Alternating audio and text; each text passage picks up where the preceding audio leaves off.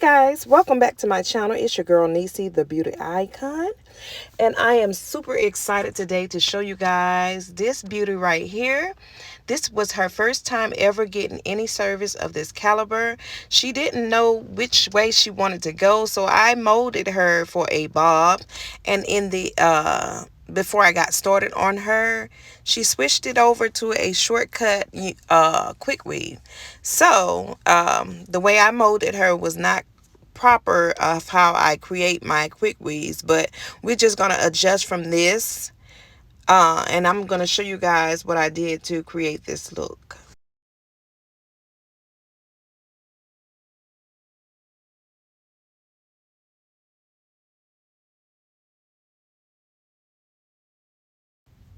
So because I started off with the wrong color cap, I'm going to spray this cap, and I'm starting with some brown spray on her edges because her hair is going to be brown. And I just want to make sure that we cover the gray areas. Normally when I track hair, I try not to track on the edges because I don't want the tear of the edges to come out with the glue. So I always leave the edges exposed, and then I'll go in and start tracking. So I'm going in with a U pattern instead of the V pattern, and I'm just going to work my way up until I get to a place where I can start cutting the hair. So I like to start on the outer portion of the head and just work my way around. And I always feel like this portion is considered a carving, like carving a pumpkin. That's how I look at it. But, you know, it's just creating that natural flow of what it looks like with the hair laying down on the sides, being that is a shortcut. So I like to give it my best quality of taking my time and doing it right and just work my way around. So the speed of this video is sped up in this section, but I'm going to show you guys in real time what it looks like when I get ready to cut this hair. So here it is. This is real time, and you see the hair sliding through my fingers so I can get a feel while I'm cutting the hair so I'm not chunking the hair. Now, I noticed that some people like to use clippers during this process, and to each its own. I'm not, some people just work better with different tools. But me personally, I don't like to see the lines that the clippers make, so I tend to use the razor. And the razor, I can kind of gauge the hair as I'm cutting it off, so it looks more natural. And you can personally figure out which route you want to go. Just give it a try either way. So I just want to encourage you guys who are watching this video and stepping out of the box of your comfort, trying new things. You know, it's best to even give it a try, because some people, you know, they have the mindset to want to change things and do things, but they never really do it. So I'm just want to encourage you guys. It's better to try and fail than fail to try. At least you know that you tried.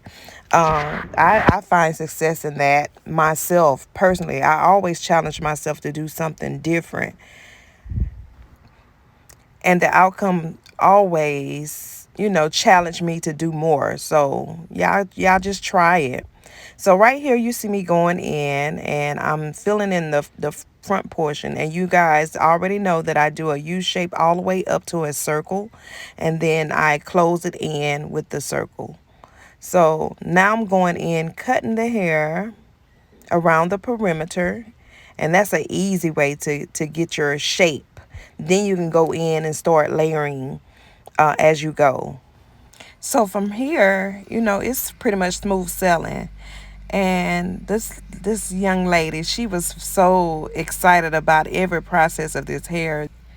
And seeing it take shape, she excited me as we were going along. The more she was excited, it got me excited. It was just like fuel.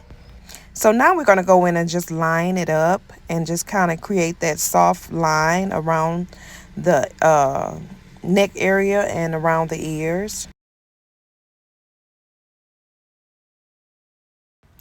And you have to keep in mind that everything has to have a natural flow to it. So you don't want to make your lines too harsh or too blunt where it's not like a natural look. So as I'm curling the hair, I want to make sure that I'm creating that height factor so the hair can have a lot of height in the top. So as I curl the top, you guys notice that I would stand the hair up and kind of pull it back to curl it. So that's just to give it that fullness and height in the top. So I like to use this track placement pattern with a lot of my styles because it gives you that versatility of however you create the look, that you can style it any kind of way. So you'll see me use this pattern pretty much with a lot of my quick weaving or short quick weaving styles. And you see that smile there is worth more than money. For me, it is. But she loved it. She absolutely loved it and couldn't believe how it looked like her natural hair. So that's it for today, guys. I hope you enjoyed this video. Don't forget to like and subscribe and hit your post notification buttons for more updates. Also, don't forget that Jesus loves you and I do too. You guys be blessed.